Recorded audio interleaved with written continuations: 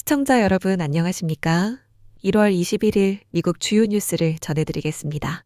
트럼프 대통령이 백악관에 복귀한 지 정확히 1년이 되는 시점에서 지난 1년간의 국정 성과를 집대성한 365일간의 365가지 승리라는 보고서가 발표됐습니다.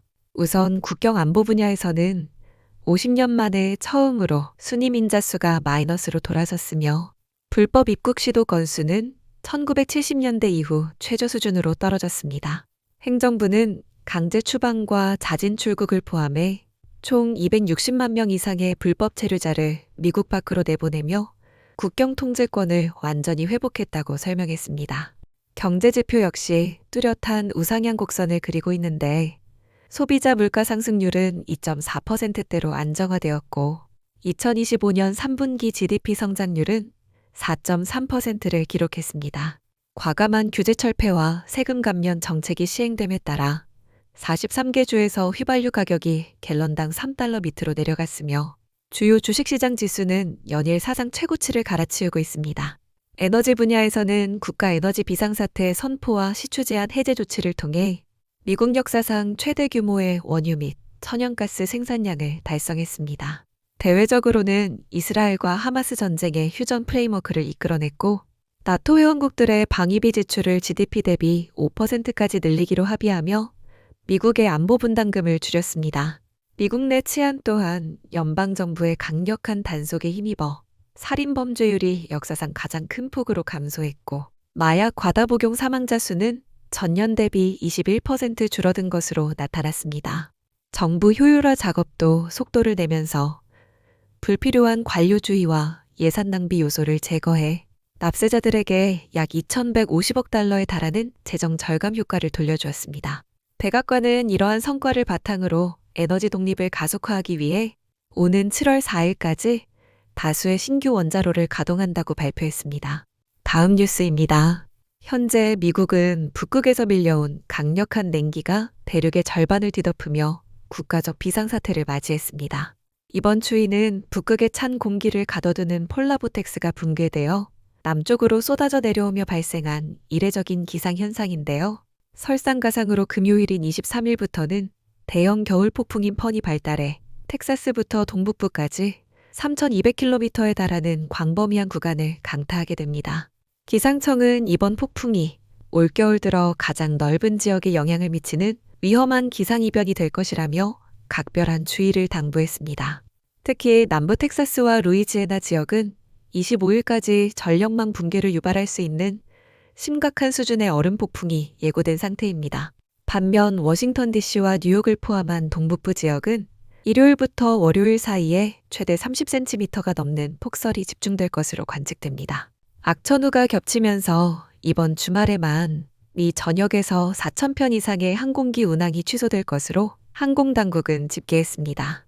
기상 전문가들은 폭풍이 지나간 뒤에도 1월 말까지 평년보다 15도에서 25도 낮은 혹한이 이어질 것이라고 분석하며 이에 따라 각주 정부는 주민들에게 난방 연료와 비상식량을 충분히 비축하고 도로 이용을 자제할 것을 공식적으로 권고했습니다. 현재 미 국립기상청은 4,300만 명의 시민들에게 한파 경보를 발령하고 24시간 비상 모니터링 체제를 가동 중입니다. 다음 뉴스입니다. 트럼프 대통령이 지난 정부 시절 급등한 인플레이션과 고금리로 신음하는 서민들의 주택 구매 기회를 되찾아주기 위해 행정명령을 발동했습니다. 미국 가정에 있어 내 집 마련은 단순한 거주를 넘어 아메리칸 드림의 정점이자 평생의 자산을 형성하는 핵심 수단으로 여겨집니다. 하지만 그동안 월가의 거대 투자사들이 막강한 자금력을 무기로 단독주택들을 싹쓸이하면서 정작 평범한 젊은 부부들은 보금자리를 마련할 기회조차 얻지 못해온 것이 현실입니다. 트럼프 대통령은 이러한 불공정 경쟁을 끝내기 위해 대형 기관 투자자가 일반 가정이 구매할 수 있는 단독주택을 사들이는 것을 엄격히 제한한다고 선언했습니다. 이에 따라 연방주택 관련 부처들은 대형 투자사의 주택 매입을 돕거나 대출을 보증하고 관련 증권을 발행하는 모든 지원 프로그램을 법이 허용하는 한도 내에서 즉각 중단하게 됩니다. 특히 이번 조치는 개인이 거대 자본과의 경쟁 없이 집을 먼저 살 수 있도록 압류주택 매각 시 실수요자에게 우선권을 주는 퍼스트 룩 정책을 핵심으로 시행합니다. 재무부와 법무부는 앞으로 30일 안에 규제 대상인 대형기관 투자자의 명확한 기준을 확정짓고 특정 지역의 주택을 독점해 임대료를 올리는 행위에 대해 강도 높은 반독점 조사를 시작합니다. 또한 주택도시개발부는 연방주택 지원 프로그램에 참여하는 임대주택 소유주들에게 지분구조 공개를 의무화하여 대형 자본이 뒤에 숨어 우회적으로 시장에 진입하는 경로를 차단할 방침입니다. 백악관은 이번 행정명령의 효력을 영구적으로 지속시키기 위해 대형기관 투자자의 단독주택 소유 금지를 아예 법률로 못 박는 입법안 마련을 입법 담당 참모진에 지시했습니다. 아울러 트럼프 대통령은 국민들의 주택 구매 비용 부담을 실질적으로 낮추기 위해 페니메이와 프레디맥을 통해 2천억 달러 규모의 모기지 증권을 매입하라고 지시했습니다. 다음 뉴스입니다. 가자지구 사태 해결을 위한 핵심 기구인 평화위원회에 참여하겠다는 국가가 최대 25개국에 달하는 것으로 파악됐습니다. 스티브 위트코프 미 중동 특사는 최근 인터뷰에서 이미 20개국 넘는 정상들이 수락 의사를 밝혔으며 그 수는 25개국까지 늘어날 수 있다고 언급했습니다. 현재까지 이스라엘과 이집트 정부가 공식 참여를 선언했고 아랍에미리트와 헝가리, 캐나다 등도 동참 명단에 이름을 올렸습니다. 트럼프 대통령이 의장을 맡게 될 이번 위원회는 10억 달러를 낼 경우 영구 회원국 자격이 주어지지만 캐나다처럼 분담금 없이 참여하는 예외적인 사례도 있어 국가별 기여 방식은 다를 전망입니다. 일부 국가들은 영구 회원국 기준보다 훨씬 적은 2천만 달러 수준의 분담금을 내고 합류할 것으로 전해졌습니다. 백악관 측은 이렇게 모인 자금이 재건사업과는 별도로 위원회의 고유 임무 수행과 운영비로 전액 사용될 것이라고 설명했습니다. 하지만 노르웨이와 스웨덴은 가입 조건에 대한 우려로 결정을 유보했고 프랑스는 가입 거부 시 와인에 200% 관세를 물리겠다는 압박에도 불구하고 부정적인 입장을 고수하고 있습니다. 우크라이나 침공을 지속하며 안보 위협으로 지목된 러시아까지 이번 초청 대상에 포함된 점도 눈에 띄는 대목입니다. 트럼프 대통령은 이 기구가 단순히 가자지구 문제를 넘어 장기적으로는 기존의 유엔을 대체하거나 견제할 수 있는 강력한 국제협의체로 확장되기를 희망하고 있습니다. 미 정부 당국자는 스위스 다보스에서 열리는 세계 경제 포럼 기간인 목요일에 위원회 발족을 위한 정식 서명식을 개최하는 방안을 추진하고 있습니다. 다음 뉴스입니다. 사우스캐롤라이나주에서 발생한 홍역 확산세가 멈추지 않고 계속해서 규모를 키우고 있습니다. 주 보건당국은 지난 화요일 88명의 추가 감염자를 발표했는데 이로써 지난 10월 이후 현재까지 보고된 누적 확진자 수는 총 646명에 달합니다.